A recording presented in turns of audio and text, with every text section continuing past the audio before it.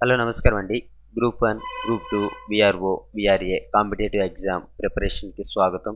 ఏంటంటే మీరు Telugu competitive exams ఛానల్‌లో సబ్స్క్రైబ్ చేసుకుంటే మేము మీకు జనరల్ నాలెడ్జ్ అనేది చాలా వరకు పెంచగలుగుతాము. అంతేకాకోకుండా మా యూట్యూబ్ ఛానల్‌లో ముందు ముందు సబ్జెక్ట్ వైస్‌గా కూడా మీకు యూట్యూబ్‌లనేవి పెట్టడం జరుగుతుంది. మీరు మొదట సబ్స్క్రైబ్ చేసుకోండి. సబ్స్క్రైబ్ చేసుకోవడం ద్వారా నేను పెట్టిన ఏ యూట్యూబ్ అయినా సరే అది మీ మెయిల్ ఐడీకి వస్తుంది. సబ్స్క్రైబ్ చేయడం మర్చిపోవద్దు. ఈ యూట్యూబ్‌ని తప్పకుండా మీరు షేర్ కూడా చేయాలి. ఓకే. తర్వాత చూస్తే ఈరోజు కనుక మనం చూసుకున్నట్లయితే రకరకాల అధ్యయన శాస్త్రాలు ఏమేమి ఉన్నాయి, ఏంటి అనే దాని గురించి ఇప్పుడు మనం చెప్పుకుందాము.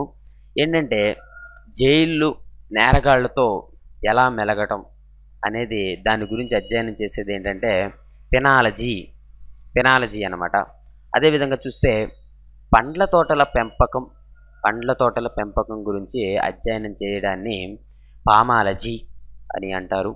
అదేవిధంగా చూస్తే పక్షుల అధ్యయనాన్ని ఆర్నిథాలజీ అని అంటారు. ఇంతకు ముందు యూట్యూబుల్లో మనం దీన్ని చూసాము. మీ ఛానల్లో ఉన్నటువంటి యూట్యూబ్ని చూస్తుంటే మీకు ఒక్కోటి తెలుస్తుంది. తర్వాత చూస్తే విత్తనాలను అధ్యయనం చేయడాన్ని ఏమంటారంటే కార్పాలజీ అని అంటారు. అదేవిధంగా చూస్తే ప్రాచీన శాసనాలను గురించి అధ్యయనం చేయడాన్ని ఎపిగ్రఫీ అని అంటారు. జీవుల ఆయు ప్రమాణాన్ని గురించి అధ్యయనం చేయడాన్ని ఏమంటారంటే క్రోనోబయాలజీ అని అంటారు. మట్టితో చేసిన పింగాణి వంటి వస్తువుల గురించి అధ్యయనం చేయడాన్ని ఏమంటారంటే సెరామిక్స్ అని అంటారు. తర్వాత చూస్తే మనకి విష పదార్థాల గురించి అధ్యయనం చేయడాన్ని టాక్సికాలజీ అని అంటారు. అదేవిధంగా చూస్తే పిండాభివృద్ధి గురించి అధ్యయనం చేయడాన్ని ఏమంటారంటే ఎంబ్రియాలజీ అని. తర్వాత కన్ను, దానికి వచ్చే వ్యాధుల గురించి అధ్యయనం చేయడాన్ని ఏమంటారంటే ఆప్థమాలజీ అని. తర్వాత నేరస్తుల గురించి అధ్యయనం చేయడాన్ని ఏమంటారంటే క్రిమినాలజీ అని అంటారు. ఇందాక చూసాం మనం దీన్ని. తర్వాత భూమి సహాయం లేకుండా మొక్కల పెంపకాన్ని ఏమంటారంటే హైడ్రోపోనిక్స్ అని అంటారు.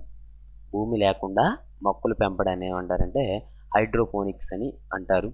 తర్వాత మనం చూసుకుంటే ఆల్గేలు అంటే ఏంటి, నీటిలో పెరిగే మొక్కల గురించి అధ్యయనం చేయడాన్ని ఏమంటారంటే బైకాలజీ అని అంటారు. తర్వాత రహస్య సంకేతాలతో రాసిన చేతి రాతలను క్రిప్టోగ్రఫీ అని అంటారనమాట. నదుల గురించి అధ్యయనం చేయడాన్ని పోటమాలజీ అని. శిలల స్వభావం గురించి అధ్యయనం చేయడాన్ని లిథాలజీ అని. తర్వాత అత్యల్ప ఉష్ణోగ్రతల ఉత్పత్తి నియంత్రణను క్రయోజెనిక్స్ అని అంటారు. అత్యల్ప ఉష్ణోగ్రత ఉత్పత్తి నియంత్రణను క్రయోజెనిక్స్ అని అంటారు. వివిధ మతాల గురించి అధ్యయనం చేయడాన్ని ఏమంటారంటే థియాలజీ అని. తర్వాత జంతువుల ఆవిర్భావం, పరిణామం గురించి అధ్యయనం చేయడాన్ని ఎథ్నాలజీ అని. తర్వాత స్టాంపుల సేకరణను ఫిలాటలీ అని అంటారు. జనాభా లక్షణాల గురించి చెప్పడాన్ని ఏమంటారంటే డెమోగ్రఫీ అని.